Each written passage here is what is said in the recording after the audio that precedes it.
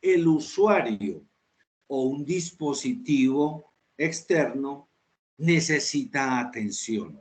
El usuario, ¿cómo movió el ratón? Tecleó algo en el dispositivo, ingresó una memoria, o usted tiene una tarjeta de red alambrada e inalámbrica y no sé cómo se estará conectando, pero la transmisión que yo estoy haciendo no es en continuo. Le aseguro que hay pedazos que usted no alcanza a escuchar de lo que yo digo, pero su cerebro es capaz de rellenar la palabra. Entonces, la transmisión por red es una cosa totalmente asíncrona, porque es que yo no sé cuándo van a llegar los datos. Yo sí puedo saber cuándo los quiero enviar, pero yo no sé cuándo quieran llegar. Y ocurre que toda transmisión por red requiere bidireccionalidad. Usted envía un paquete de datos y le tienen que devolver un acknowledge, o sea, un reconocimiento de que el paquete llegó correcto, o un no acknowledge, un NAC, diciendo, oiga, reenvíe. Lo que me llegó defectuoso.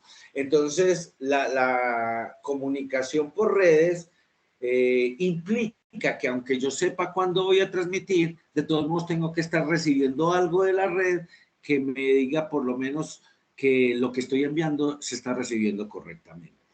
Entonces, el asunto es que como son elementos físicos, no es software, la entrada y salida, entonces la interrupción debe ser física. No puede ser por software, porque por software la pueden decir, no me importa, no la voy a parar bolas. Entonces uno dice, pero si el usuario tiene que teclear un dato para que el software siga avanzando y usted me tiene bloqueado el teclado por software, entonces ¿qué hago? No, entonces dijeron, no, por software no, porque es que al software se le puede hacer trampa. Pero al hardware, a la electricidad, uy, a eso sí es como muy complicado hacerle trampa, porque usted físicamente tiene que ir a cortar la línea de conducción eléctrica. Decir, bueno, por aquí no vuelve a pasar electricidad. Y uno dice, muy raro ver a un ingeniero abriendo el equipo y metiéndole alicate. Que el alicate es para cortar. Entonces uno dice, pero ¿por qué está cortando? Con cuidado con lo que corta, eso no se puede cortar así de sencillo. No son las bombas de Misión Imposible. No, un computador no lo toque. Que lo toque a alguien que sepa y que sepa instalar lo que haya que instalarlo. Porque eso tiene manivela. Eso no es simplemente abra, meta, cierre y arranque. No, hay que tener ciertos cuidados y hay que hacer ciertas verificaciones muy interesantes a nivel de hardware. Entonces se decidió que cualquier dispositivo, y al decir dispositivo uno ya sabe que no están hablando ni del procesador ni de la memoria, cualquier dispositivo que quiera ser atendido o si el procesador quiere utilizar ese dispositivo, lo va a hacer vía interrupción.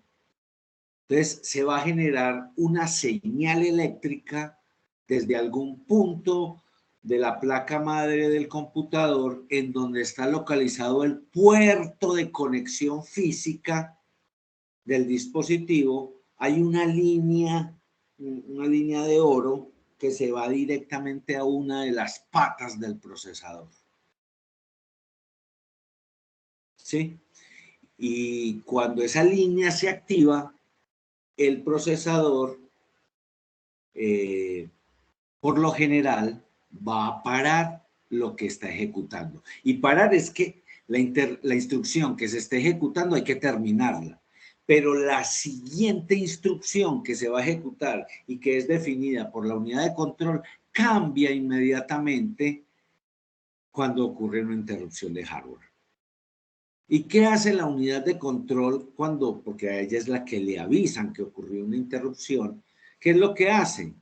Pues se va y se fija en algo que se llama el vector de interrupciones, que es un pedazo de memoria, no es registro, es un pedazo de memoria en donde cada bit indica si una interrupción ocurrió o no ocurrió.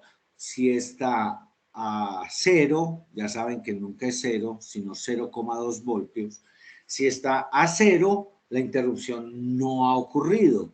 Pero si ese bit está en 1, es que la interrupción ocurrió. Entonces, esa conexión que hay entre el puerto de conexión del dispositivo y la pata del procesador, lo que hace es encender o apagar bits, el bit que le corresponda a cada dispositivo. Entonces uno ya se imagina, ¿oíste?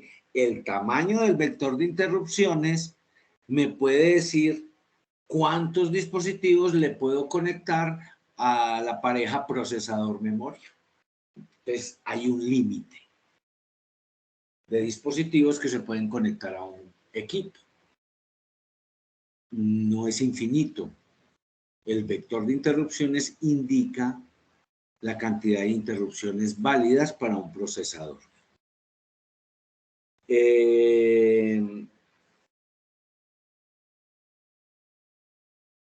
¿Qué pasa después? Porque es la unidad de control la que está dándose cuenta de que un dispositivo se activó o que el procesador necesita activar un dispositivo y el dispositivo le tiene que contestar, sí, porque usted puede mandar a imprimir si tiene una impresora conectada al equipo de la manera que sea. Oye, y si no hay impresora, si se la llevaron para hacerle mantenimiento, o está apagada, o está defectuosa. Entonces el procesador no puede suponer que simplemente le dice a la impresora, voy a imprimir, y le empieza a mandar la información a imprimir. No, la impresora le tiene que decir, oiga, sí, estoy prendido. Pero primero, antes de mandarme cualquier dato, mándeme la configuración que necesita que yo asuma para hacer la impresión que usted me va a pedir. Entonces hay un montón de información que se debe intercambiar entre la pareja procesador-memoria y el dispositivo antes de que efectivamente uno pueda observar que las cosas están teniendo efecto.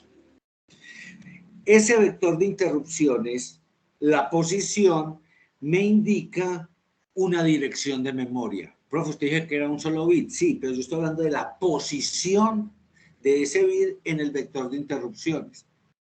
Ese bit me indica una dirección de memoria. Eso ya viene predefinido con la arquitectura de hardware del equipo. Entonces, él siempre que se encienda, supongamos, el bit 4 de su vector de interrupciones, va a ir a buscar en una dirección de memoria específica software. Porque en la memoria, ya vimos, solo hay dos cosas: datos e instrucciones. Y discúlpenme, instrucciones sin datos o datos sin instrucciones, eso no tiene sentido para nosotros. Todo esa pareja se llama software.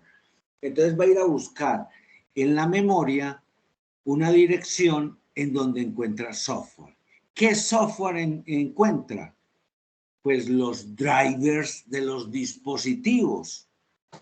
Es software que alguien escribió, seguramente una organización, que dijo, cuando alguien hunda una tecla, cuando alguien mueva el ratón, cuando la tarjeta de red detecte una señal eléctrica o electromagnética, cuando cualquier cosa que tenga usted en su equipo funcione, o sea, se active, el computador, o sea, la pareja procesador-memoria, obviamente encima de eso está el sistema operativo, sí, sino que eso es otra materia que ustedes la cubren completa.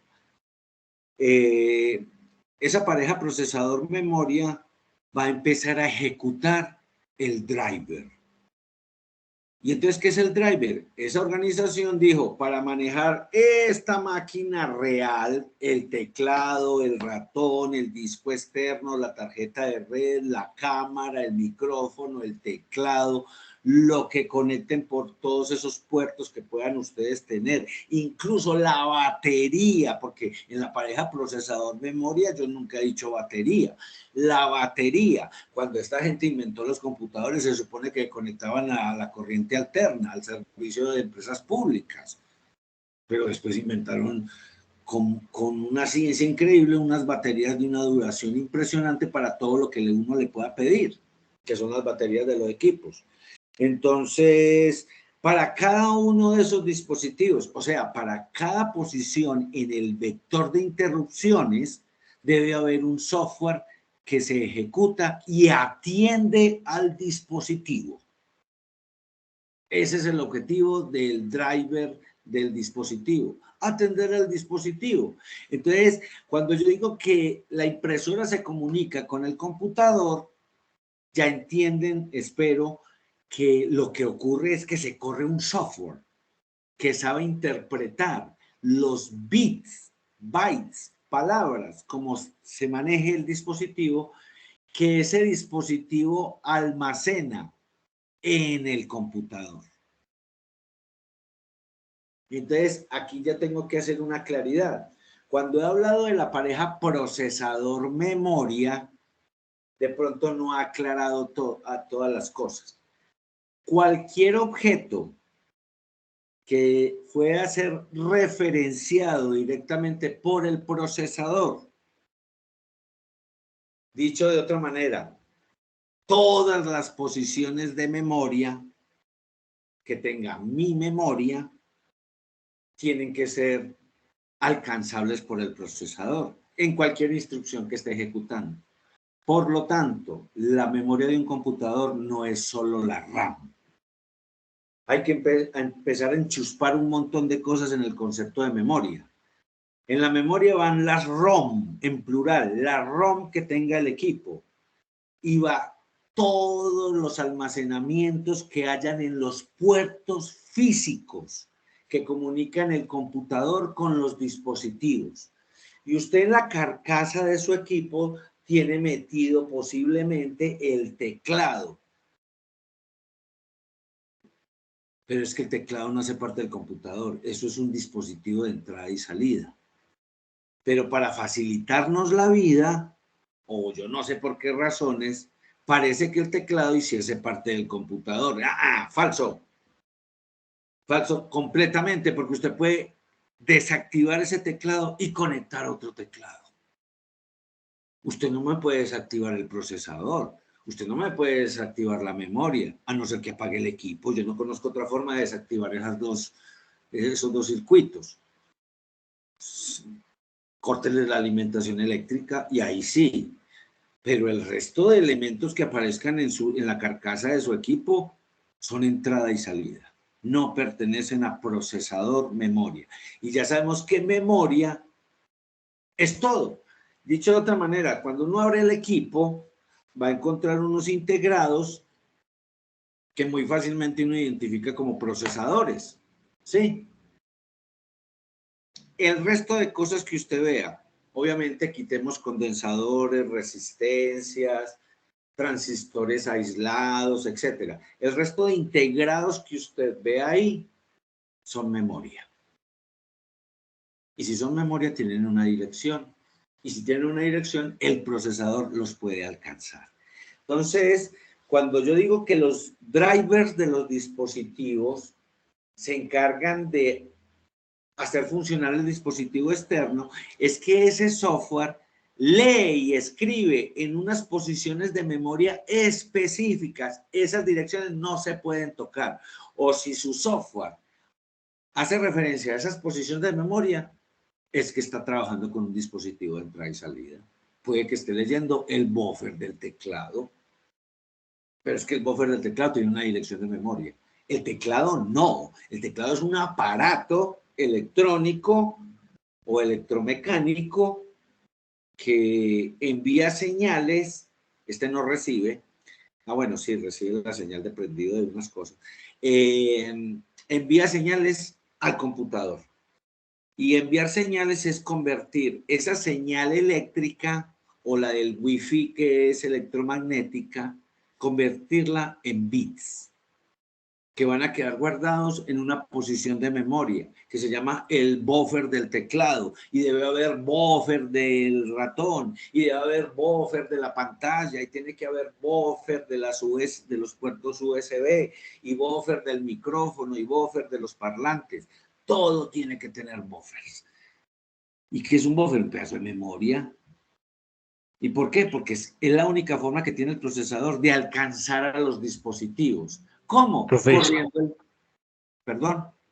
Profe, disculpe, ¿uno puede asociar el buffer con los puertos o es muy diferente? Ya le explico ese concepto, es que hay dos maneras de que el procesador y el sistema operativo ve los dispositivos. Gracias. Pero sí, pero lo que usted dice es real. En un mecanismo de implementación se usan puertos directamente. Muy bien. Entonces, en realidad el procesador no se comunica con ningún dispositivo. Se comunica con una dirección de memoria en la que escribe unos datos. Al escribir ese dato y al ese dato ser inyectado en un canal de comunicaciones que conecta mi computador con el dispositivo recibe esas señales. Ahora todos los dispositivos tienden a ser digitales, entonces también convertirá la señal a bits y eso hace que el dispositivo funcione. Entonces uno entiende que para que ciertos dispositivos funcionen, el computador tiene que llenar el buffer de ese dispositivo con muchos datos, como para que quede correctamente configurado. Entonces también se entiende que conectar un computador a un dispositivo es tiempo real, porque usted cuando se comunica con el dispositivo no simplemente le envía los datos, como le dije ahora, el dispositivo le dice, oiga, espere un segundo, dígame cómo quiere que yo funcione. Eso lo hace el driver del dispositivo. Y después de que terminó de configurar el dispositivo desde el computador, vea, todo es remoto, allá está el dispositivo, yo no sé cómo me va a contestar. Yo le mando una propuesta y él me dice, no tengo papel, no tengo tinta. Entonces al driver le toca empezar a decir, bueno, servicio del sistema operativo, necesito sacar un mensaje en pantalla al usuario en este momento porque él mandó a imprimir y ocurre que la impresora me está avisando que tiene unas fallas y yo tengo que avisarle al usuario. ¿Sí? En computación, si no está escrito en software, por más que la electrónica sea hermosa, bella, esplendorosa, eso no va a funcionar nunca. ¿Sí? Entonces, por eso nos necesitan a nosotros, porque los electrónicos saben hacer esplendorosos aparatos electrónicos, o electromecánicos, o mecatrónicos, o como los llamen. Ajá. ¿Y cómo va a hacer funcionar esa pendejada? Necesita software. ¿Y quiénes son los que desarrollan software? Un montón de peludos desocupados y nosotros. ¿Listo? Ok. Entonces, ese es el concepto de interrupción. El dispositivo me avisa algo y yo le respondo corriendo software que va a llenar los buffers de ese dispositivo de información o va a tomar información que el dispositivo me está entregando. Y entonces el driver del dispositivo también se tiene que encargar de decir, oíste, ¿dónde tengo que poner todo esto que está llegando? Y entonces uno dice, claro, el sistema operativo le pastelea a uno eso. El sistema operativo tiene en el disco de almacenamiento secundario, el que sea, una carpeta que se llama temp, de los temporales. Y esa es la carpeta que más ajonjolea el sistema operativo. ¿Por qué? Porque ahí queda aterrizado toda la comunicación con los dispositivos. Lo que pasa internamente ya lo vimos, eso es como medio, ya se puede ver como medio trivial. Sí, carga un registro, lo suma y lo mueve allí. No, qué maravilla. Saquémonos el sombrero. No, la parte gruesa de la computación está contra los dispositivos. A uno le dicen, actualice el driver. ¿Y qué pasó? No, esta gente optimizó el código ejecutable. ¿Oíste? ¿En qué escriben los drivers? Por lo general en C y en ensamblador. Algunos se atreven a escribirlos en C++. Entonces, uno dice, si esos dos lenguajes ya son optimizados, entonces, ¿qué es la pendejada que le estarán haciendo al actualizar un driver? No, es que lo que ocurre es que el driver no responde necesariamente a esto que les acabo de decir. El driver tiene que responder a los avances que tengan los dispositivos. Porque en resumidas cuentas, cualquier dispositivo, como le acabo de decir, es una dirección de memoria, en donde se escriben y se leen bytes o strings de bits o palabras o lo que sea pues que se esté transmitiendo. Cada dispositivo tiene su propia ciencia. Entonces, sí, ojo, cuando arranca el equipo, como el equipo tiene que comunicarse con los dispositivos, no conmigo, como usuario, ¿no? Eso ocurre después cuando carguemos el sistema operativo, no. Cuando alguien enciende el equipo ya tiene que empezar a correr software, porque si no, ¿y entonces? ¿Cómo hacemos que esa electrónica funcione? Y como la pareja procesador-memoria no tiene el sistema operativo en ese momento, y mucho menos usted le está pidiendo que le corra algo, entonces uno dice, oye, ¿y entonces qué está procesando la máquina cuando la estoy encendiendo y no ha cargado el sistema operativo? Los drivers de los dispositivos, está chequeando de todo. Y si los drivers han sido configurados para que hagan carga del dispositivo en tiempo de arranque, entonces muchas cosas más van a pasar. Usted debería tener una herramienta como ingeniera o ingeniero de sistemas que le diga su equipo qué hace cuando arranca, qué hace cuando está trabajando en una sesión de usuario y qué hace cuando se apaga. Usted debería contar con una herramienta de software que usted le pudiera llevar rastreo a su equipo. ¿Por qué? Porque es que cualquier cosa puede pasar. Y si en su equipo usted tiene cosas importantes, pues yo creo que sí debe pararle bolas al asunto. No sé cuántos de ustedes son aficionados a sacar respaldo de sus datos, pero si lo hace o no lo hace, le digo que debe tener ese software. Muy bien. Esa línea que le contaba ahora que comunica ese punto de la memoria, ahora ya sí lo puedo contar correctamente, ese punto de la memoria en donde yo conecto mi dispositivo con el procesador se denomina IRQ. Ese es el término técnico, ¿ok? Entonces, funciona tal y cual, le acabo de decir. La interrupción en realidad no interrumpe, porque es que entre que ocurre la interrupción y la interrupción es atendida, pueden pasar muchísimos ciclos de reloj. Por lo tanto, uno ve que el computador como que sigue funcionando. Yo no sé si usted ha tenido la experiencia de pronto de estar en un editor de texto y usted escribir y notar que las letras o números o lo que está escribiendo aparecen más lentamente en la pantalla de lo que usted está escribiendo. Uno dice, uy, se puso lento el computador, ¿sí? Porque el profe de arquitectura me dijo que aunque no es instantáneo, es muy rápido el atender lo que yo estoy tecleando. Entonces uno dice, uy, ¿qué pasó ahí? Porque el teclado es un aparato electromecánico exterior al computador. Y si no atiendo lo que ese dispositivo me está enviando o me está requiriendo, pues se pierde.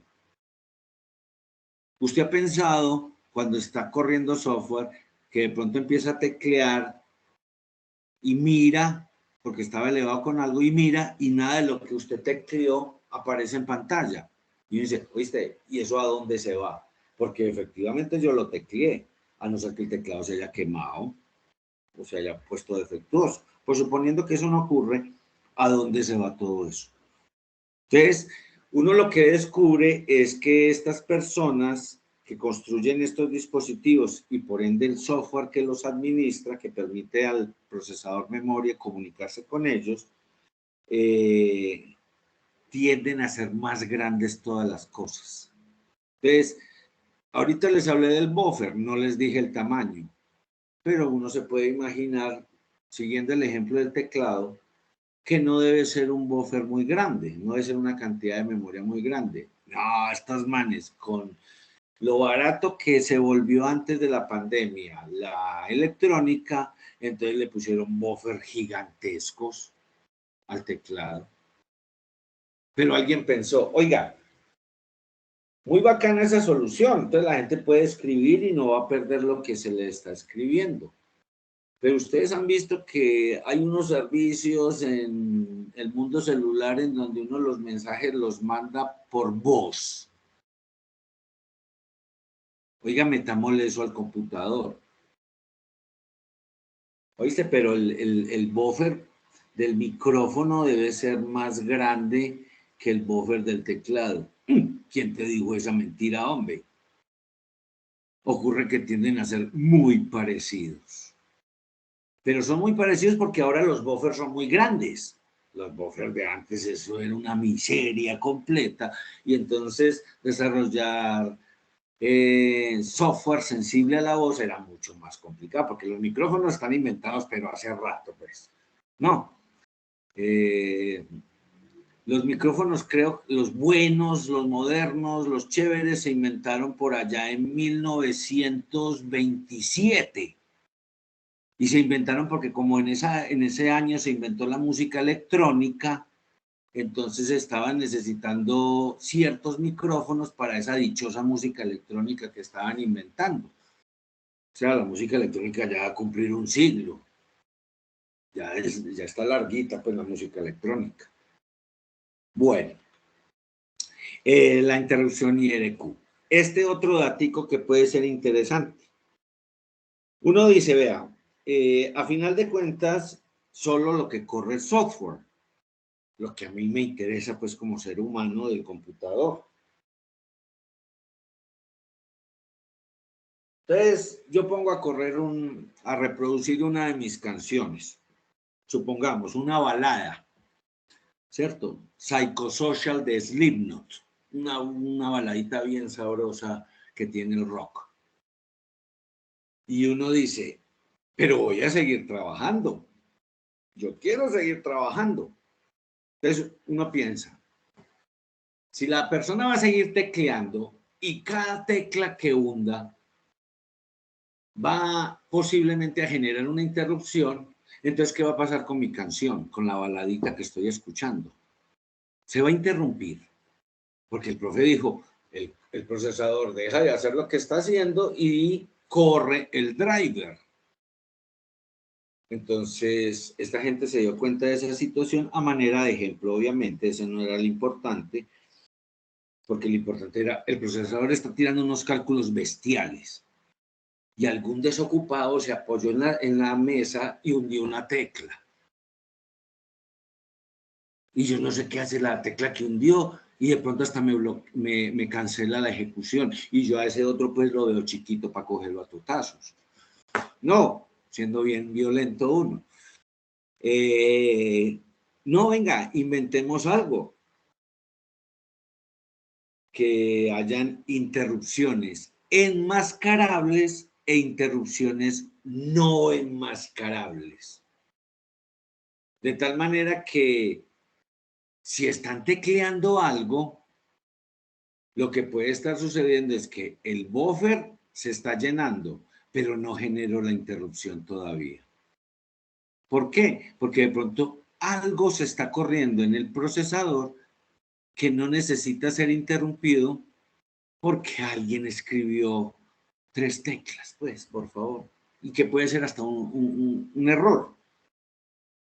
Entonces, le agregaron otra dimensión al concepto de comunicarse con los dispositivos. El procesador, vía software, tiene la capacidad de decir, ¿le paro bolas o no le paro bolas al dispositivo? Y si eso es software, es escrito por nosotros. Entonces nosotros somos los que podemos decidir al escribir software que las interrupciones sean enmascarables o no enmascarables. Obviamente cuando desarrollamos software de alto nivel eso no está muy claro. Pero yo le digo que si usted me empieza a hacer transacciones contra una base de datos, yo creo suponer que el motor de la base de datos por lo menos le va a poner un candado a los registros que usted está accediendo. Puede que no le ponga candado a la tabla entera, porque de pronto otro usuario también está haciendo la consulta sobre la tabla. Pero si usted ya hizo el query, ya lo emitió y el motor se lo recibió y lo interpretó, uy, le puso candado a los registros que usted está accediendo.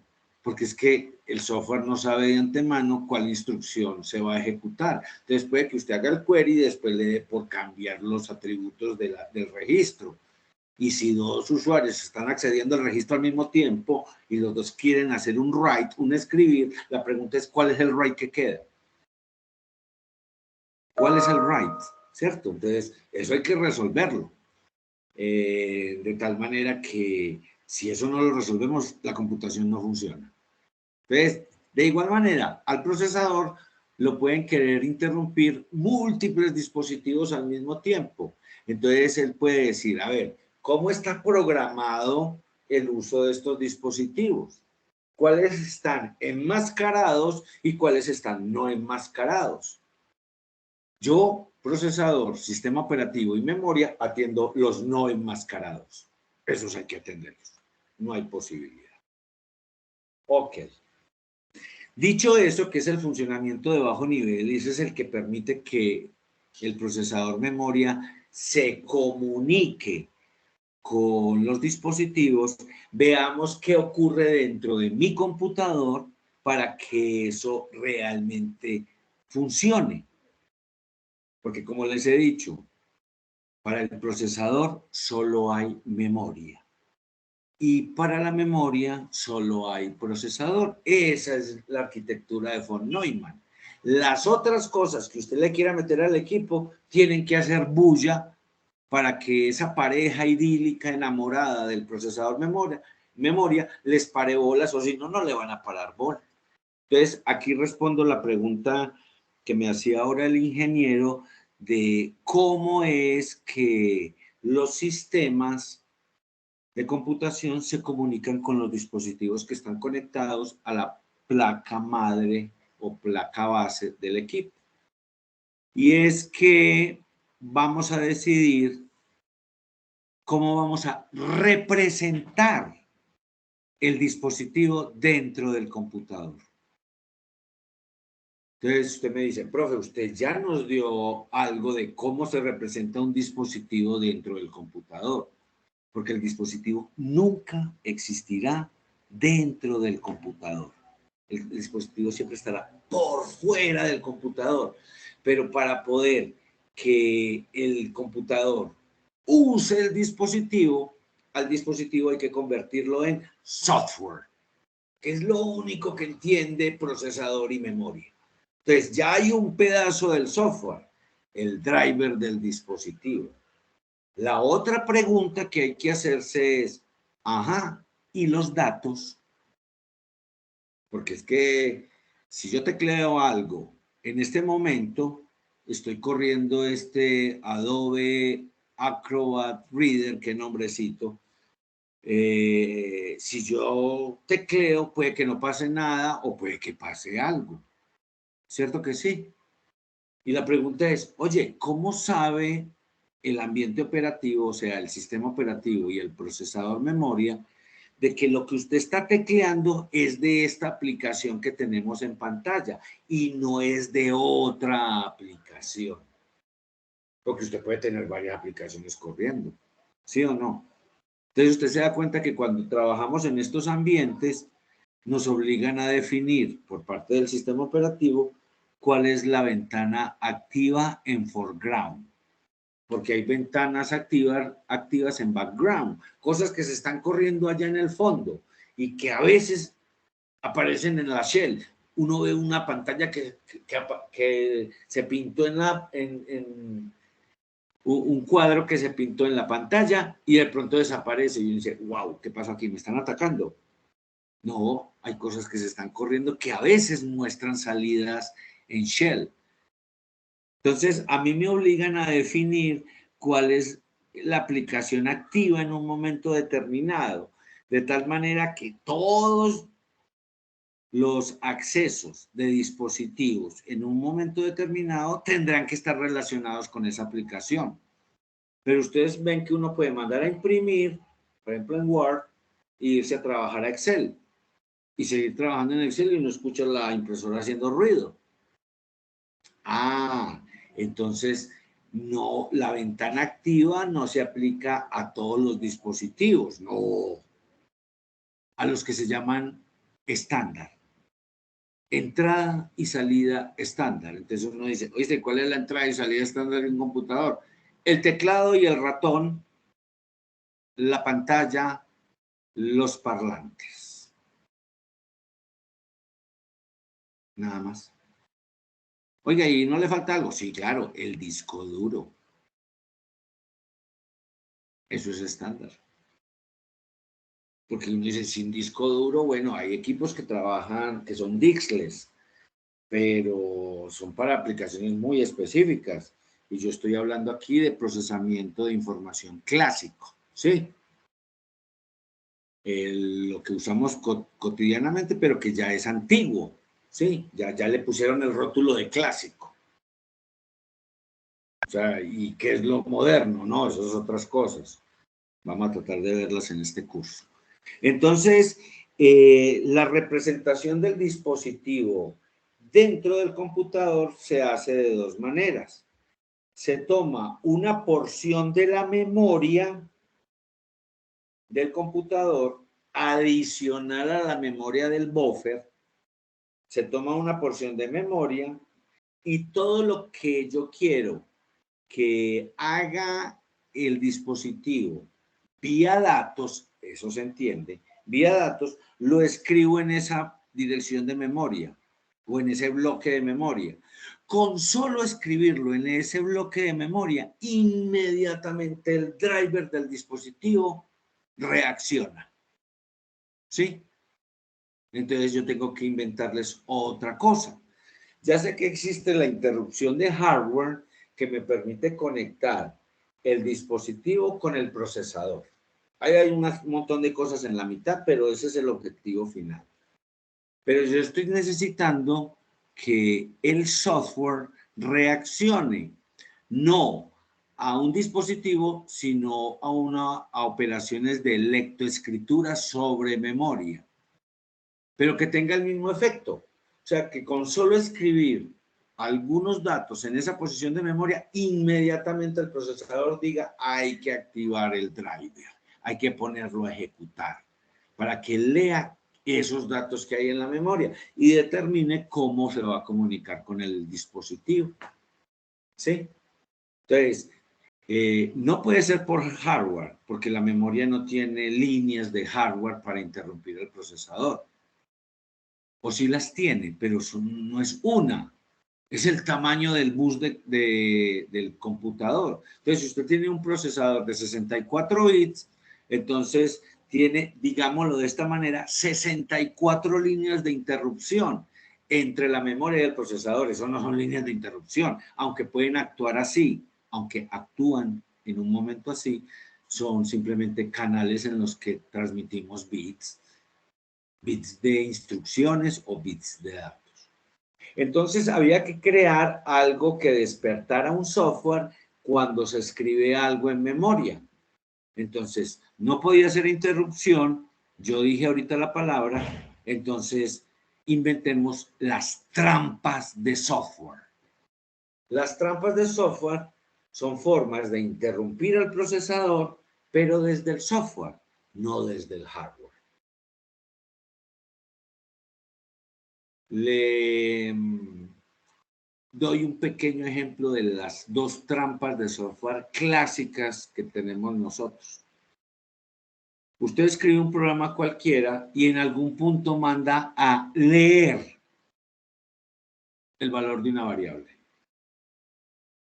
Si usted se da cuenta, usted escribe la instrucción en su lenguaje de programación, pero usted entenderá que con lo que le estoy diciendo, la implementación de esa instrucción debe ser relacionada con el driver del dispositivo. Entonces, usted en ese momento, cada vez que hace una lectura o hace una escritura a pantalla, está generando una trampa de software. Nuestros programas están hechos de instrucciones de cálculo, de operación y de instrucciones de trampas de software. y van hasta el alto nivel. No me diga pues que en su biblioteca de clases no tiene un system.print o alguna cosa de esas print LN. Tiene que tenerlo, pues, o si no, ese lenguaje de programación, ¿para qué sirvió? Si hasta el ensamblador tiene cómo escribir a la pantalla, ¿cómo no va a tener un lenguaje de programación de alto nivel? Ahí está usted escribiendo trampas de software. Sino que para usted es una instrucción de lectura o de escritura y no hay ningún problema. La segunda forma de implementar la representación del dispositivo dentro del computador es como lo mencionaba ahorita el ingeniero, por puertos. ¿Qué es el puerto? El puerto es una dirección de memoria.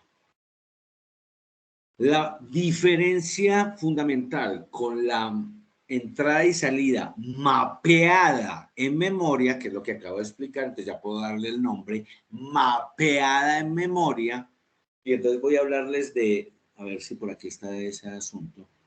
Eso, ahí está. Mapeada en puerto es que el puerto no se maneja como una cadena de bytes, sino que se maneja como un registro de alto nivel. Ustedes han visto que cuando uno lo ponen a resolver memoria dinámica, le dicen que en una misma estructura de datos va a meter varias variables. Y seguramente una de esas variables va a ser un apuntador de memoria. Bueno, eso es allá. Estoy hablando de esa estructura de datos. Por lo tanto, cuando usted quiere acceder a un dispositivo con mapeo de puertos, tiene que saber exactamente a qué lugar de las direcciones de memoria del puerto va a escribir.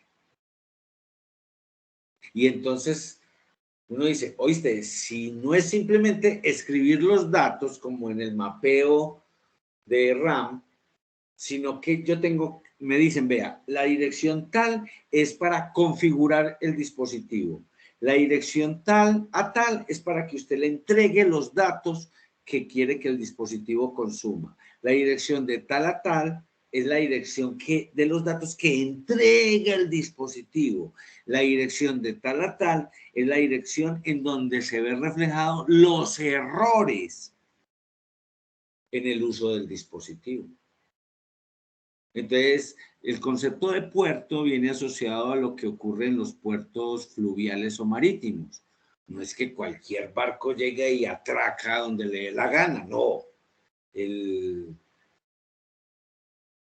fondo marino o el fondo del río o del lago es el que determina qué calado se permite para cada barco. Entonces, no vaya a ser usted meter un barco bien grande y que nos destruya el puerto. Entonces eso es más o menos la idea del puerto, que hay un lugar para cada cosa y que si usted quiere comunicarse con el dispositivo vía mapeo de puertos, entonces va a tener que escribir en este punto si quiere configurar, en este si quiere escribir, en este si quiere leer, en este si quiere chequear. Y yo no sé qué otras cosas más pueden tener los puertos. Lo que queda claro es que como mi software va a comunicarse con los dispositivos, mi software de alto nivel se va a comunicar con los dispositivos, entonces los servicios del sistema operativo están ya diseñados para que mapeen la entrada y salida en cualquiera de las dos formas. La primera forma, ¿qué problemas tiene? Que come RAM. Yo les dije, el número de dispositivos que uno pueda conectar es el tamaño del vector de interrupciones. Y eso que le han creado subniveles al vector de interrupciones. Eso es una locura, todo lo que uno le puede conectar a un procesador ya con subniveles de interrupciones. El vector de interrupciones me dice cuántas interrupciones puedo tener.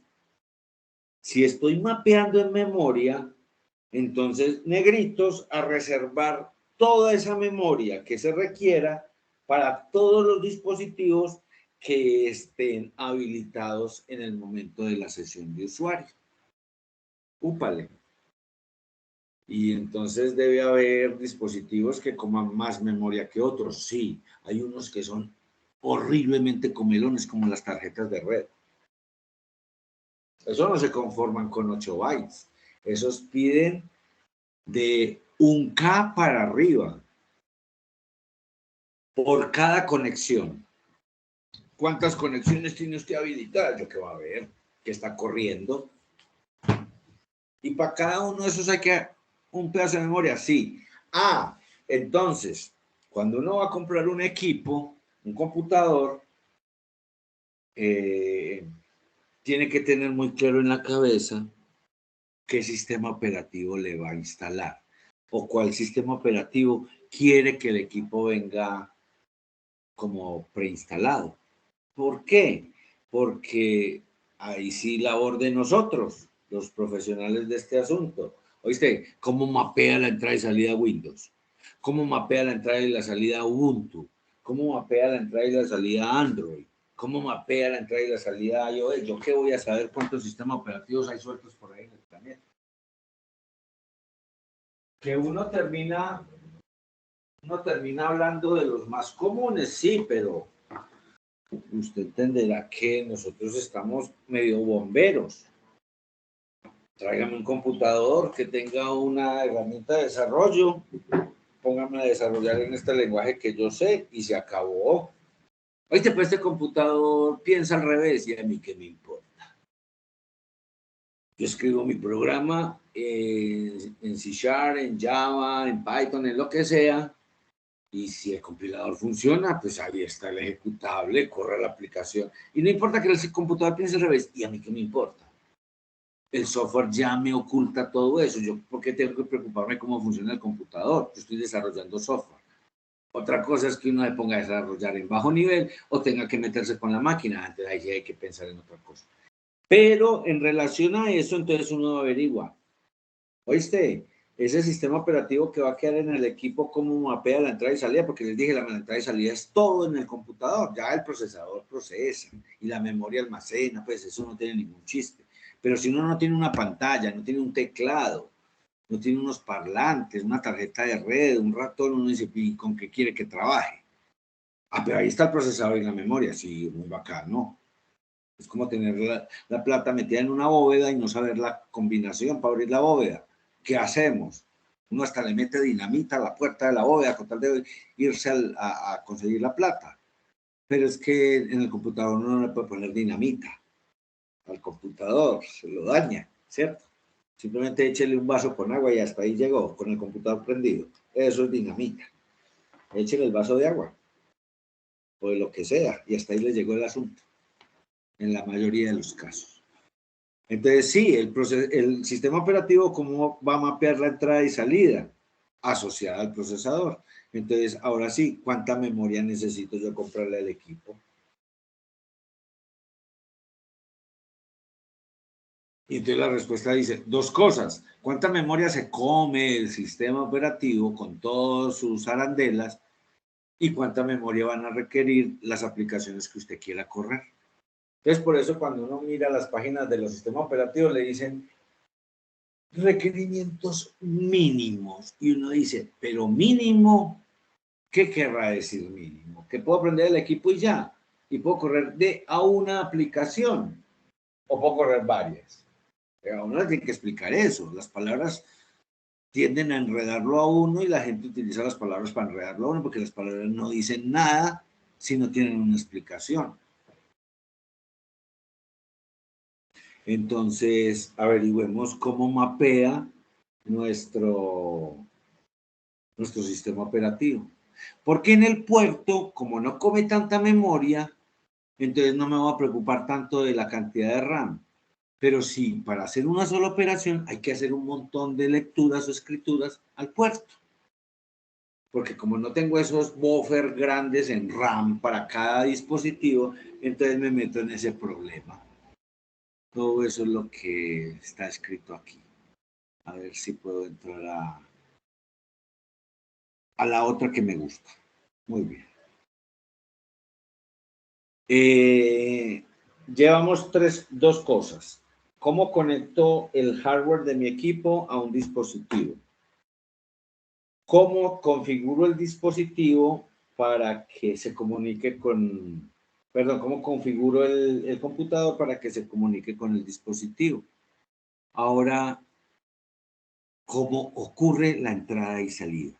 Entonces, aquí en el anterior les dicen, vean, las pueden hacer entradas y salidas programadas, controladas por interrupciones o por acceso directo a memoria. Las programadas que son muy sencillas.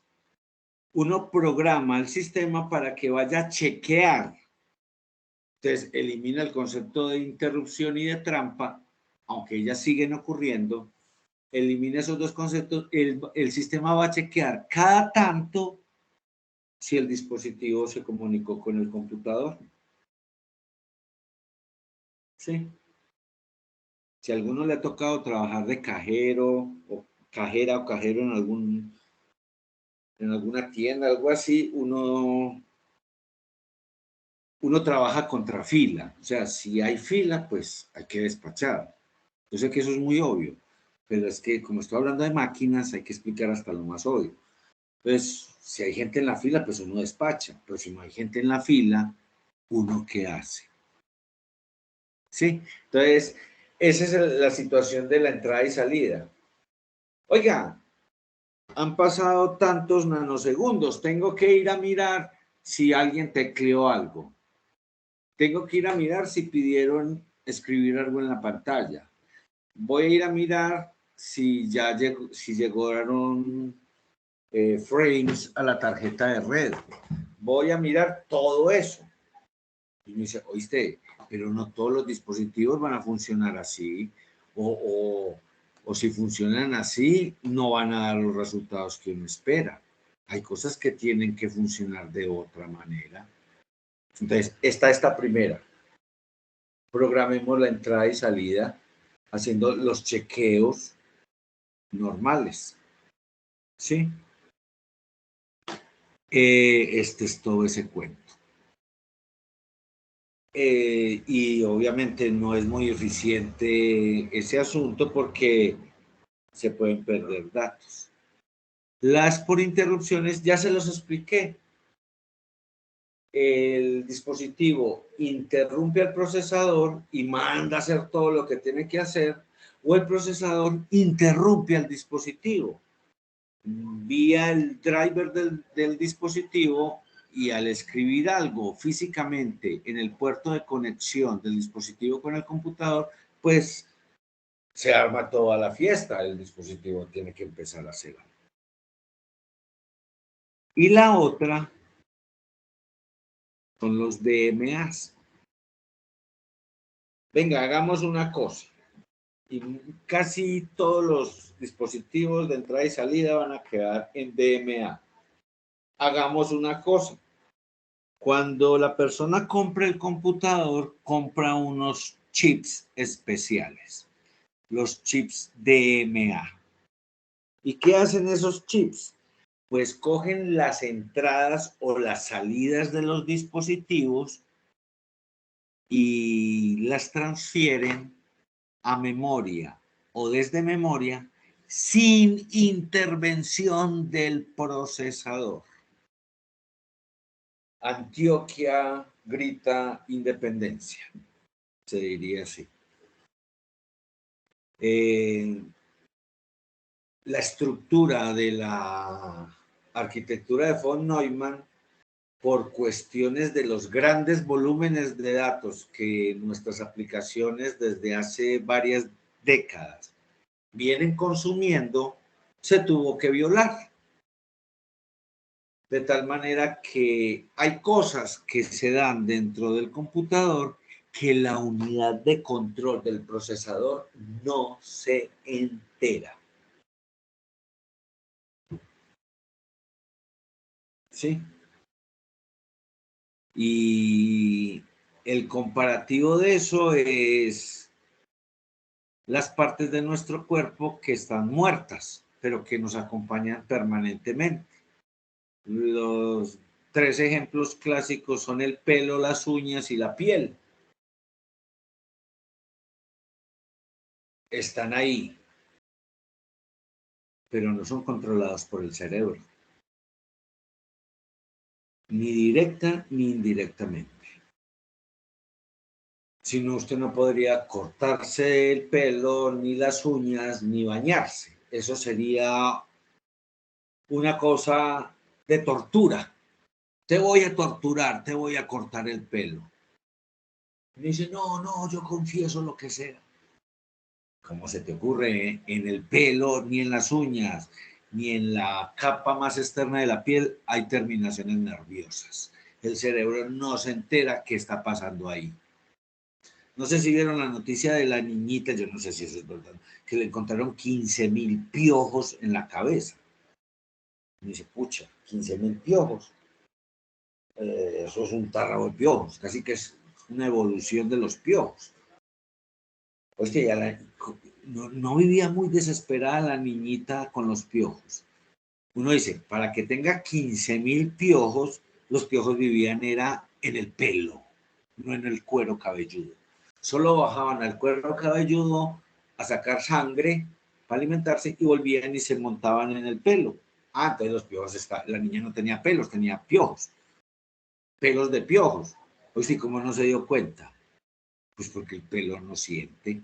De igual manera, le estamos haciendo trampa a la computación.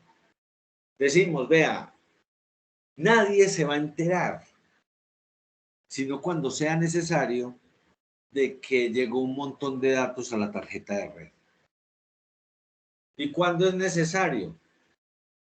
Cuando los datos estén localizados en las regiones de memoria, y ojo con el cambio que voy a hacer, en las regiones de memoria de las aplicaciones.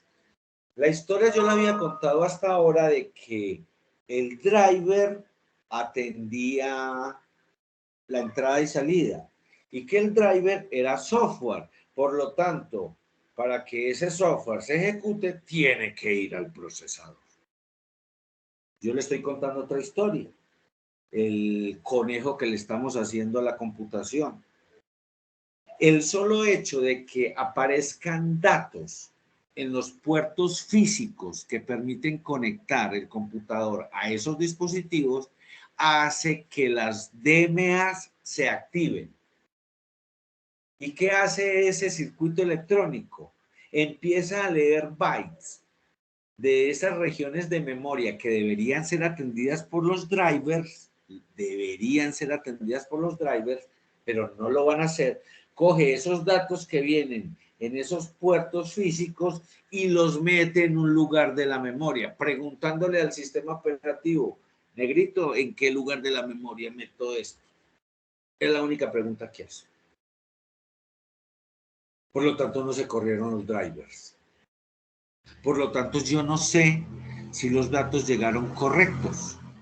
Entonces estos magos se adelantaron a esa pregunta y le metieron inteligencia computacional, o sea, software que corre en el procesador de la tarjeta de interfaz del dispositivo. Profe, eso no lo había dicho. Correcto, no lo había dicho. Yo estaba contando la historia como para que funcionara en software. Ocurre que para que dos circuitos eléctricos, por más que estén implementando electrónica, dos circuitos eléctricos se comuniquen, yo tengo que acoplar eléctricamente los circuitos. Tengo que decidir cuál es la tierra común de los circuitos, porque si no me va a haber un cortocircuito. El que tiene la tierra más pequeñita se va a dejar comer por el que tiene la tierra más grande. Además que los niveles de voltaje dentro del computador, que ya los estuvimos mirando, no tienen que ser los mismos niveles de voltaje de los dispositivos. Entonces yo necesito un acoplador. Algo que me ponga a los dos circuitos en igualdad de condiciones eléctricas. Eso se llama tarjeta de interfaz del dispositivo. Que además de hacer eso, tiene los buffers, lo que ahorita le contaba. Ahí están metidos los buffers. ¿Oíste? Pero esa cosa va a ser muchas cosas. No simplemente como uno podría pensar, comunicar el computador con el dispositivo. Tienen toda la razón. Toda tarjeta de interfaz de dispositivo es un computador completo. Tiene procesador, tiene memoria y tiene entrada y salida. Oiga, un dispositivo de entrada y salida que tiene entrada y salida. Claro, todas tienen que ser máquinas de Turing. Y si están usando arquitectura de von Neumann, todos tienen que ser arquitectura von Neumann. O si no, el computador no va a funcionar nunca. Entonces, sorpresa, entre comillas. Yo no tengo un computador. Tengo un computador central y por cada dispositivo aproximadamente, por cada dispositivo que tenga capacidad de conectar, hay otro computador, mucho más pequeño, no orientado al propósito general de nuestros computadores, que es correr cualquier aplicación que se le ocurra a uno. No, ellos están terriblemente orientados al manejo del dispositivo y el manejo del computador, y que esas dos cosas conversen. O sea, son computadores especializados.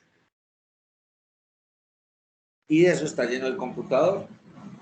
Entonces, cuando uno compra un equipo de primera o de segunda, está pagando por el procesador, por la memoria, por los DMAs y por todos los computadores extras que tenga el computador para que los dispositivos funcionen. Entonces, si observan lo que yo les estoy diciendo con el DMA, es que construimos una solución para conectar uno de los computadores anexos a mi computador central con el computador principal. Uno diría, pues entonces, que hablen procesador y procesador. Sí, pero eso toma mucho tiempo. Entonces, le hicimos un hackeo al sistema y dijimos, no, vamos a hacer que esos computadores especializados que vienen incorporados en el equipo se comuniquen es con la memoria. Entonces construyamos un aparatito electrónico que haga eso, los DMAs. Ok. Entonces, uno también puede preguntar, ¿viste cuántos DMAs tiene mi equipo? ¿De qué tamaño son? ¿A cuáles dispositivos? Y usted puede preguntar, obviamente ya es muy técnico, ¿viste cuáles posiciones del vector de interrupciones tienen DMA? Uno con esa pregunta mata a la vendedora o al vendedor, a no ser que sea un profesional de nuestra área. Porque eso que acabo de decir lo debe entender una ingeniera o un ingeniero de sistemas, pues yo no sé el vendedor si tiene ese título. Yo no puedo discriminar a nadie. Entonces, para no ponerme de preciso, yo puedo decirle, usted me muestra este computador por dentro. Usted no tiene por ahí un computador de este para verlo por dentro. Es que no podemos abrir este pues porque perdemos la garantía. Pero de pronto ustedes en el taller tienen uno. Usted me deja echar una miradita. Yo quiero ver los chips. Entonces uno, claro, si uno se va a poner a hacer esas compras hasta ese nivel, ya se fue dateado. No tiene que ir con los códigos de los DMAs que aparecen impresos encima de los integrados. Y uno sabe que ese código tiene una descripción completa de un dispositivo y me dice, tiene tanta capacidad, transmite a ratas de tantos gigabits por segundo o megabits por segundo, etcétera, etcétera. Es un aspecto muy importante del equipo cuando uno lo está dimensionando, cuando quiere saber qué es lo que el equipo puede llegar a dar. Y obviamente eso también me va a indicar qué cosas le puedo pegar al equipo que no vayan a superar la capacidad del equipo. Ok. Entonces ya vimos algunas cosas de las que está hecho un procesador y cómo aparentemente funciona. Entremos a la memoria. Se le denomina subsistema de memoria porque los otros dos subsistemas son el de procesamiento y el de entrada y salida. O sea que un computador son 3 subsistemas. El computador es un solo sistema con 3 macroelementos. La memoria.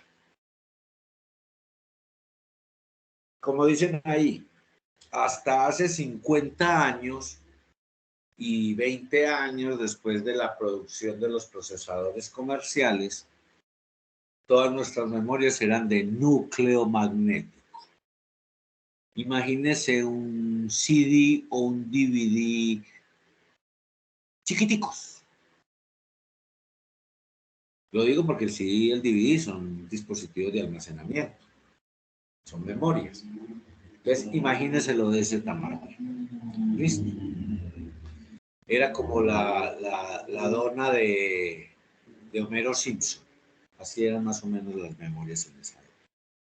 Y obviamente yo cargaba esas memorias haciendo circular corriente entre los 4, o sea, si yo tengo un círculo para dejarlo quieto, yo necesito cruzarlo con 2 líneas que sean perpendiculares, ¿cierto? Como haciendo un eje cartesiano.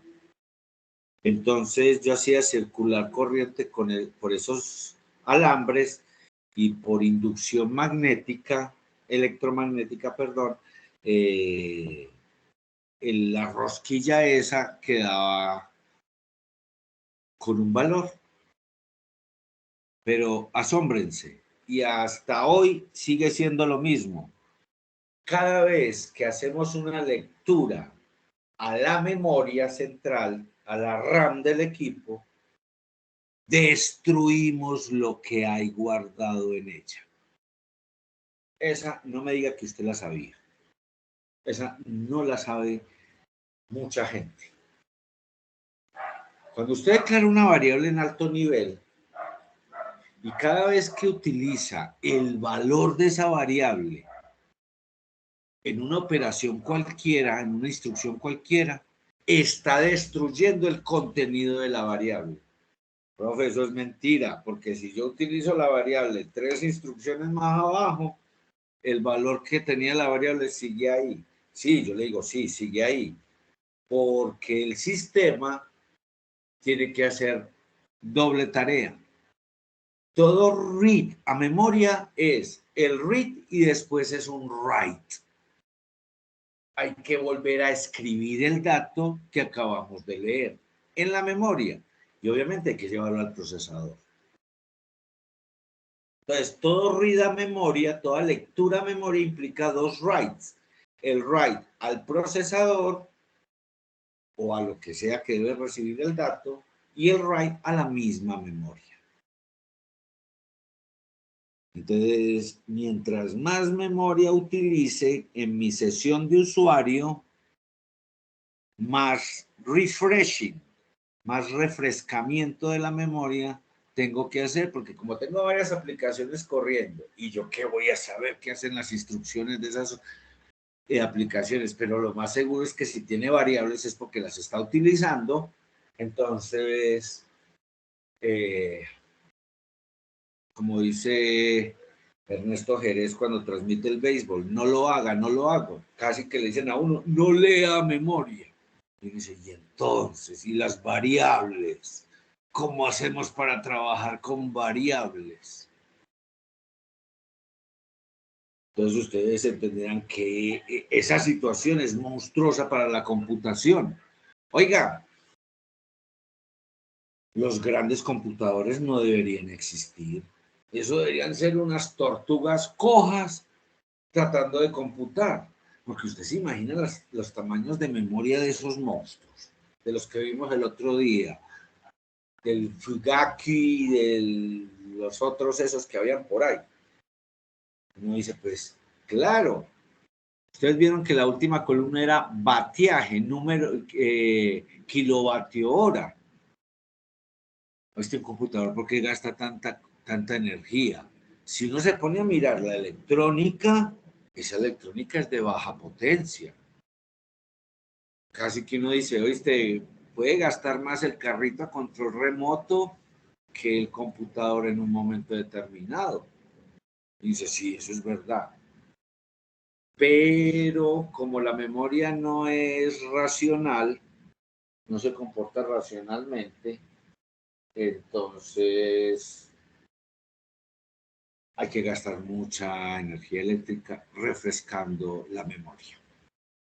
No voy a decir que es la mayor consumo de energía del equipo, porque se la pelea la pantalla y de pronto el disco, pero sí le aporta mucho al consumo de la memoria, el consumo energético del equipo, tener mucha memoria en uso.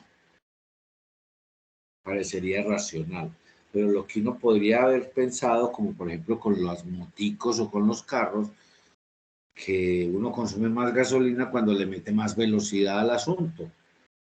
Y aquí ocurre que la memoria no le mete ninguna velocidad al equipo. La memoria son unas bodegas. El que tiene la velocidad es el procesador. Y hay que gastarse un montón de energía refrescando la memoria cada que le dan por leer. Pero hay otra cochinada más. La forma en que están construidas las memorias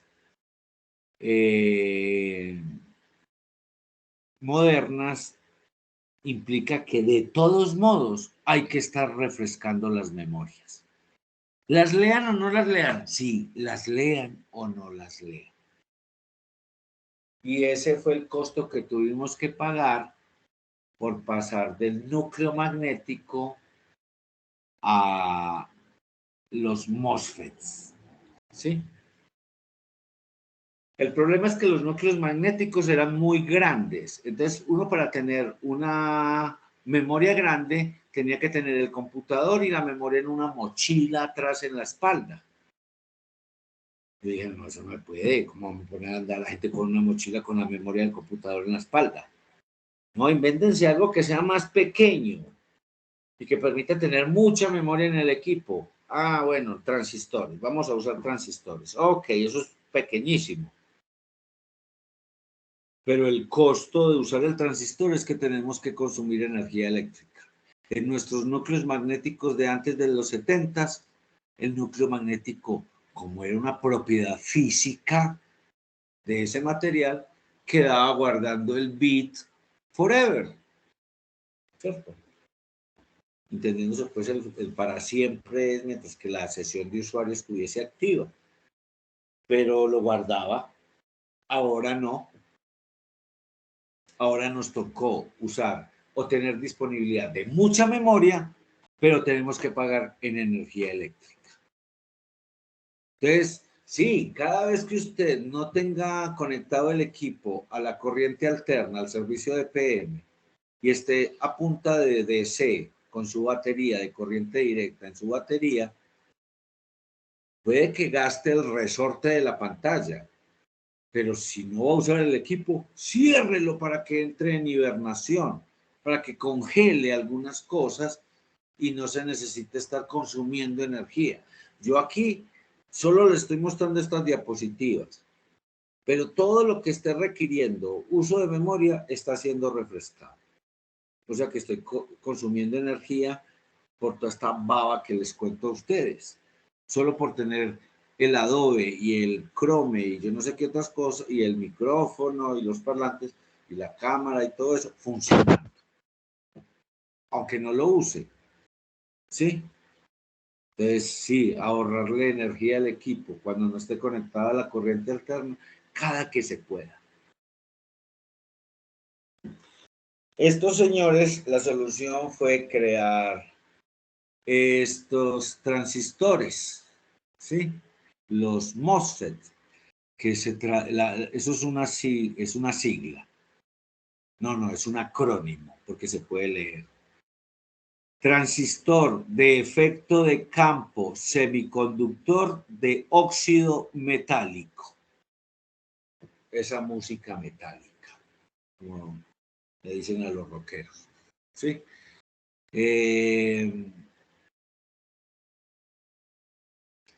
Este invento fue brutal. Primero porque permitió reducir las memorias a unos tamaños casi que atómicos. Pero Lo segundo, y para que vean que no todo es carreta, esta frase de efecto de campo, asócielo a Albert Einstein y asócielo a la relatividad. Los computadores son relativistas. Funcionan como Einstein describió que debería funcionar la energía en situaciones relativistas.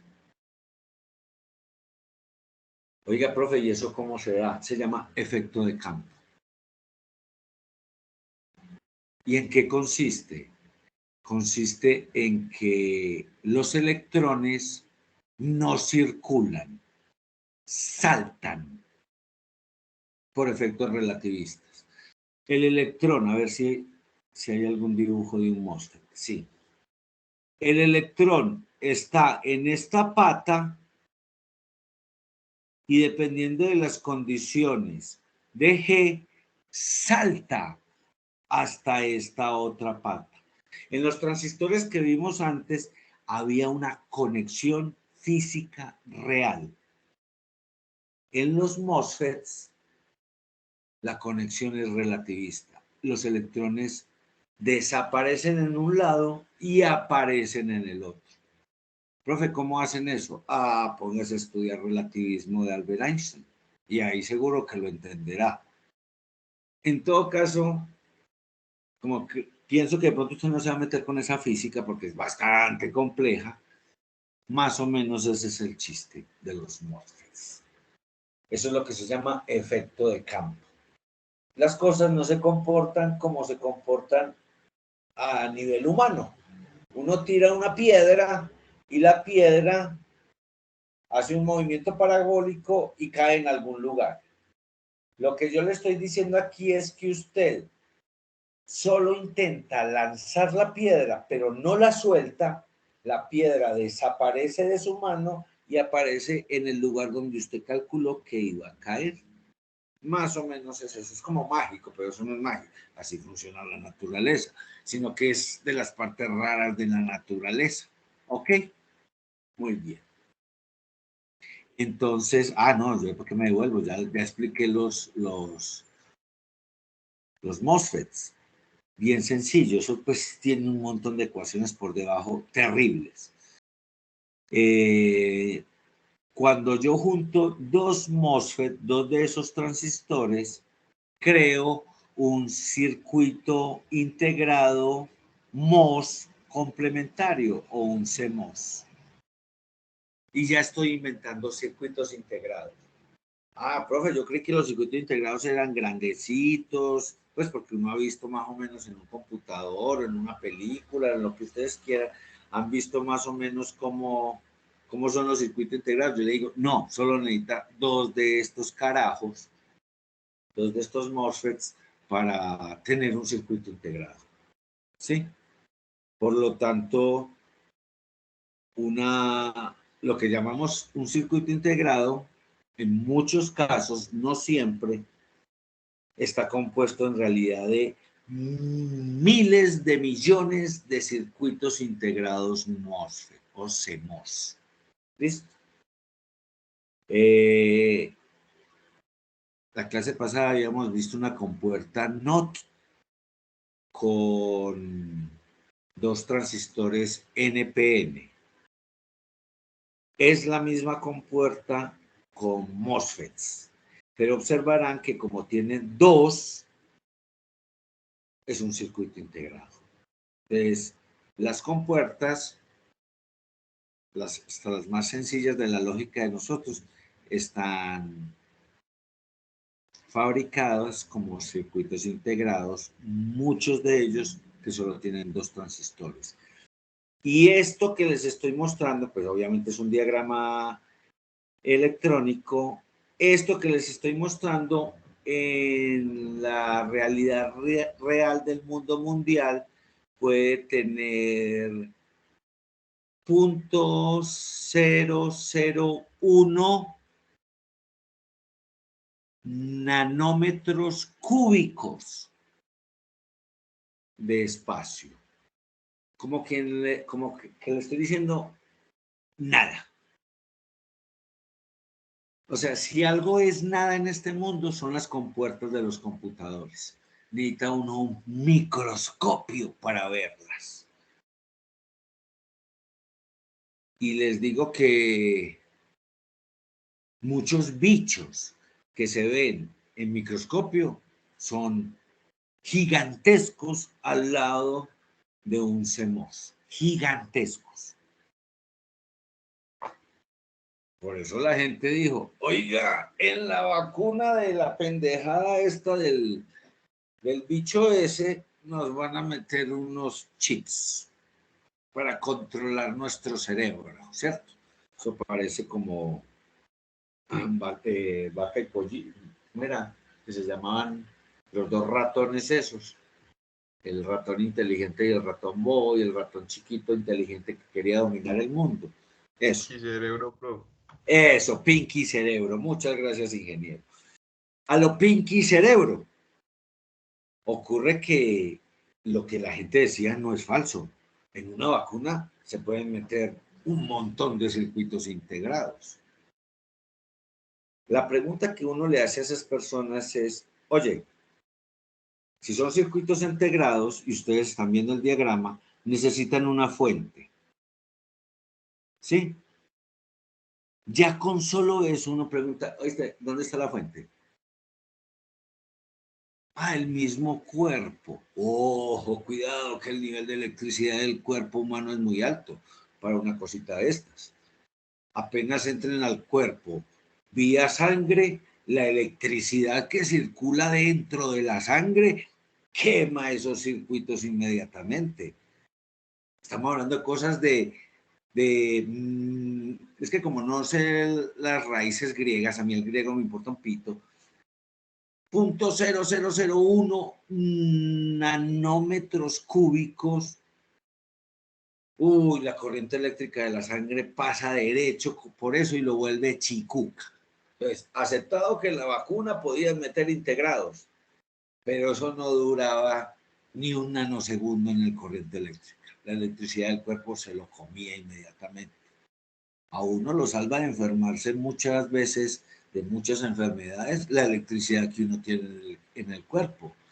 Eso es un tostadero de células impresionantes, esa electricidad.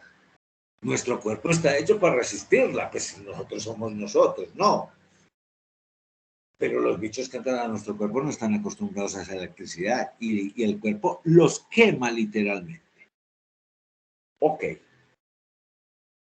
Creemos la memoria ya con nuestros MOSFETs, ¿sí? Y entonces aquí tengo que meterle una sigla, un acrónimo que ya había aparecido en otros. DRAM. Memorias de acceso dinámico aleatorio estándar. ¿Sí? Ese es el nombre técnico de nuestras memorias. Uno dice RAM. Cuando dice RAM está hablando de la funcionalidad. Cuando dice DRAM ya está hablando de la memoria física real del equipo. Entonces esas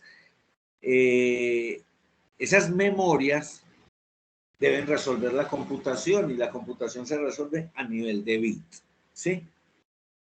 Pero a nivel de software trabajamos o con el Nibble con 4 bits o con 8 bits o con 16 o con lo que sea. Bueno, entonces yo tengo que hacer arreglos, vectores de estos chips para guardar mis bits, bytes, lo que sea, en la memoria. Entonces, la solución es muy sencilla. Esta es la solución en CMOS de 1 bit. Ahorita le mostré una compuerta y por eso tenía dos MOSFETs, ¿sí? Porque esto es para hacer cálculos. Yo lo que le quiero mostrar es cómo guardamos un bit en la memoria del equipo moderno. Entonces, lo guardamos en módulos DRAM.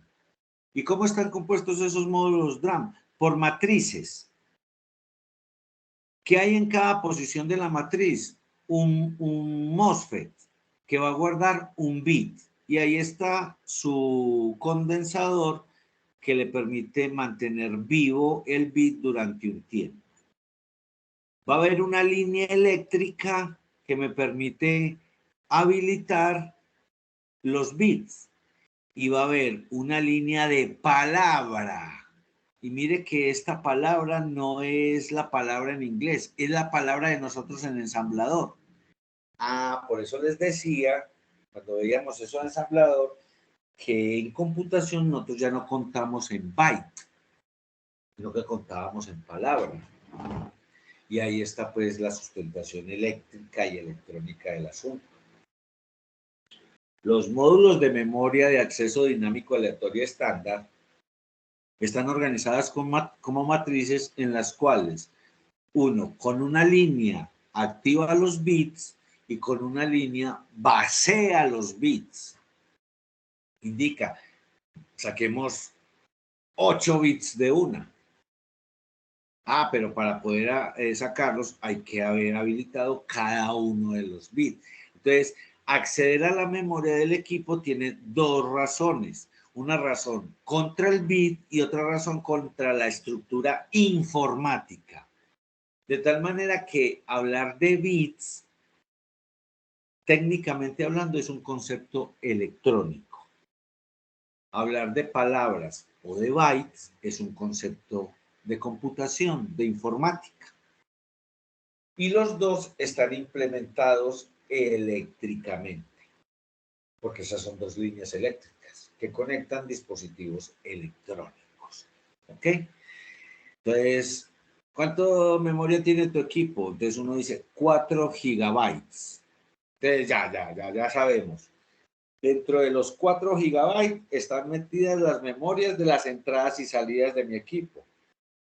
O sea que yo no tengo 4 gigabytes pulpitos en memoria de trabajo directa para que corran mis aplicaciones. No. De esos 4 gigabytes, réstele un montón de cosas. Habría que ver cada equipo cuánto hay que restarle. Y después de eso, réstele lo que se come el operativo. Y dentro del operativo, cuénteme los drivers. ¿Sí? Y después de hacer todas esas restas, lo que le queda es para que usted corra sus aplicaciones. Como para que usted no se sienta muy tumbado por el productor del computador, el productor del computador le muestra más de la memoria que usted tiene disponible realmente. Profe, y si llego a necesitar esa memoria que me dice que tengo disponible, ¿qué va a hacer el equipo? Porque lo va a coger en una mentira al equipo. Le digo que el equipo, para no quedar mal con usted, para pararle la caña sobre el asunto de la memoria que le queda disponible, pues cuando usted empiece a jonjolear muchas grandes cantidades de memoria, parte del sistema operativo va a aterrizar al disco duro. Eso sí, el computador, cuando alcanza esa disponibilidad de memoria que le queda a usted para correr sus aplicaciones, empieza a llenarse por encima del 70%, ahí mismo el computador se siente que se frena. Pero no se frena por las aplicaciones que usted está corriendo, olvídese, eso no es el problema. El problema es que como le tienen que dejar correr todas esas pendejadas que usted pide correr, parte del sistema operativo se va al disco. Y si se necesita correr algo del sistema operativo que está en el disco, pues hay que ir a sacarlo del disco, bajar otro pedazo del sistema operativo a ese disco y mandar a correr el pedazo que usted pidió. Oiga, en ese swapping la máquina se perdió, se volvió tortuga y usted se da cuenta. Recomendación, no empiece a correr de todo, sea sensato. Y eso de pronto entre nosotros que somos profesionales de computación lo entendemos, hágale entender eso a un usuario final. Cada 5 minutos, la máquina está como pegada. Vos que estás corriendo. esto y esto. Y estas otras cosas que son, sí, pero yo no estoy corriendo eso en este momento, pero están corriendo loco y están consumiendo memoria. Y como sabemos nosotros, la gente de computación, cómo funciona esta caspa, si usted le pone a correr muchas cosas, el sistema se resiente, es por el sistema operativo, no por lo que usted le pone a correr. ¿Qué más tendré yo que explicar de todo esto? Bueno, ya las estructuras. ¿Cómo se estructuran esas matrices? ¿Cierto? Entonces, si arrancamos que vamos a trabajar con el byte, suponiendo, vamos a trabajar con el byte, en el sentido de que vamos a decir que la palabra es de byte, de 8 bits, entonces la pregunta es cuántas filas y columnas va a tener la matriz de memoria física. Entonces ustedes ahí están viendo que las están agrupando por 1024 palabras por fila y cada fila va a contener 8192 bits. Entonces uno dice, oíste, ¿y cuántas filas hay? Ahora ya sabes dividir. Tus módulos de DRAM, ¿qué dicen? Que son de 2 gigas. Entonces ya puedes averiguar cuántas filas de esos transistores hay metidos en ese equipo. Dividir tus 2 gigas por 8192 bits. Y ahí te da el número de filas que tiene eso. Y eso es importante, pues ustedes sabrán que mientras más filas tenga una matriz, pues ir a tal fila va a costar más. Si la matriz es de 4 filas, pues no, qué dificultad ir a la fila número 3. Pero si la matriz es de 10.000 filas, ir a la fila 9.999 va a poder de pronto a significar algo. Y los electrónicos le dicen a uno, eso es mentira. En computación sí, pero en electrónica no. En electrónica todos los bits de la memoria están disponibles inmediatamente. No hay que pasar por 9.000 filas para llegar a la fila 9001. No, la fila 9001 se accede inmediatamente. No hay ningún problema. Entonces la memoria empezó a volverse muy rápida. Como vimos en el dibujito, entonces hay unos condensadores que me mantienen vivo el bit durante un tiempo, pero pasado un tiempo hay que refrescarlos, hay que volver a escribir todo eso. Y como ven, les dicen, cada 64 milisegundos se refrescan los chips de DRAM. 64 milisegundos es un tarrao de tiempo en procesamiento. Pero se pueden haber ejecutado millones de instrucciones en 64 milisegundos. Pues ocurre que si en el momento del refresque de la memoria, la instrucción que se está ejecutando en el procesador pide un dato de esa porción de memoria que se está refrescando, el sistema se frena. No se puede leer un bit que está siendo actualizado. Son dos circuitos diferentes. No vamos a hacerle un corto. Entonces esto ya parece es un videojuego. ¿Oíste? ¿Cuántos 64 milisegundos hay en un segundo? Para yo saber más o menos cada cuánto hay que ajonjolear un software por segundo. Y uno dice, no, hombre, qué locura es esa. Si un segundo pasa tan rápido que uno, pues, lo que alcanza uno a decir cuando pasa un segundo es que pasa un segundo. Pues no alcanza a decir más nada. Entonces ya verán que nuestro software también va a ser atacado por eso. Si las instrucciones que acceden a variables en memoria se refrescan cada 64 milisegundos, yo no puedo estar corriendo esa instrucción cada que me dé la gana, porque en algunos casos va a ocurrir un retardo de ejecución. Ok, ingenieras y ingenieros, los molesto hasta aquí el día de hoy. Con mucho gusto, si hay comentarios y preguntas.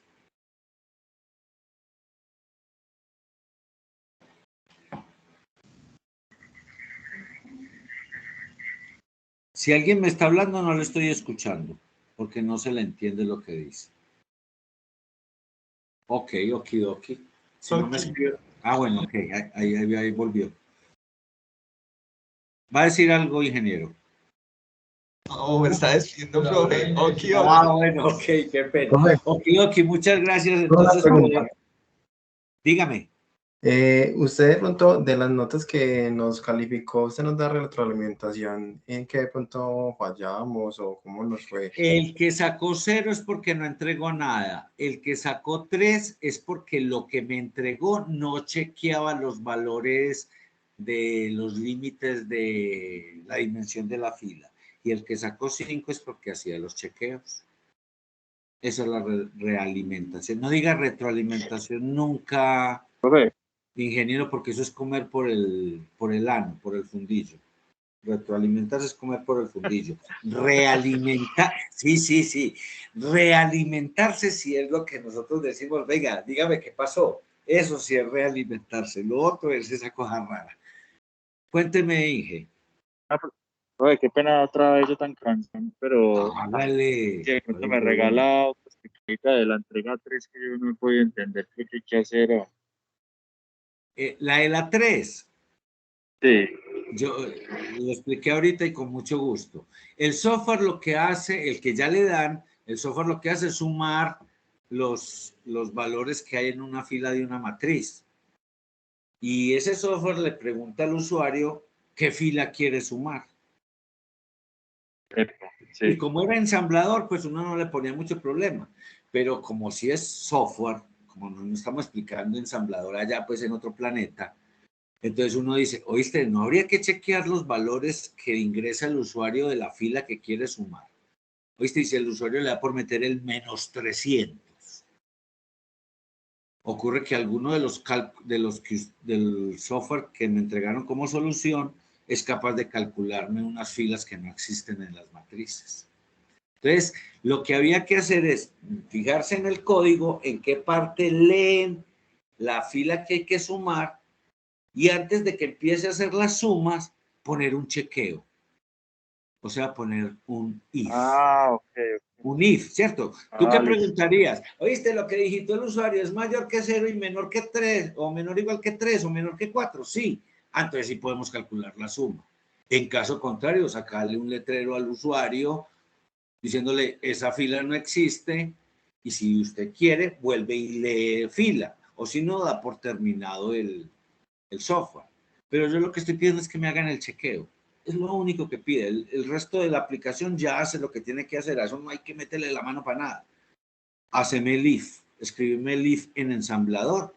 De tal manera que cuando yo escriba algo que no es válido para la aplicación en términos de qué es lo que se puede sumar y no, por lo menos me saque un letrero que diga fila inválida y se cierre la aplicación. O fila inválida.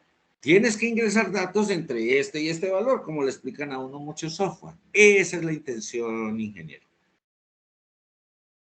Ok. Listo, profe. Muchas gracias. Ok, con mucho gusto. ¿Alguien más con mucho? Sí. Lo que pasa es que estoy cogida yo también con esa entrega. ¿Yo puedo hacer esa entrega este fin de semana?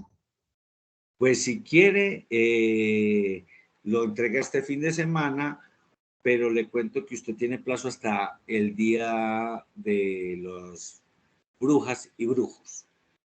Usted me puede entregar cualquiera de los 4 eventos evaluativos hasta el 31 de octubre. Ustedes no leen el reglamento estudiantil. Ustedes dan mucha papaya. Yo también fui estudiante y muy problemático. El sistema me dice a mí, usted tiene que ingresar el 60% a tal fecha. Y ustedes han visto que yo he ingresado notas sin que llegue la fecha que dice el calendario que tengo que mostrar el 60. El sistema está abierto desde la primera semana de clase hasta la semana del 60. Por lo tanto, usted puede entregar. Yo sé que hay un compromiso académico, pero estamos entre humanos, pues. Profe o profesora, tuvo este problema. No me va a poner 0 porque no le entregué la fecha tal. Total, usted tiene hasta el 31 de octubre para registrar las notas. No los voy a poner a pelear con otros profesores, obviamente, pero conmigo esa es la ley. El 60% va hasta el 31 de octubre.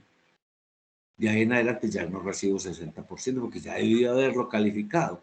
De ahí en adelante es hasta el 5 de diciembre para todo el otro 40%.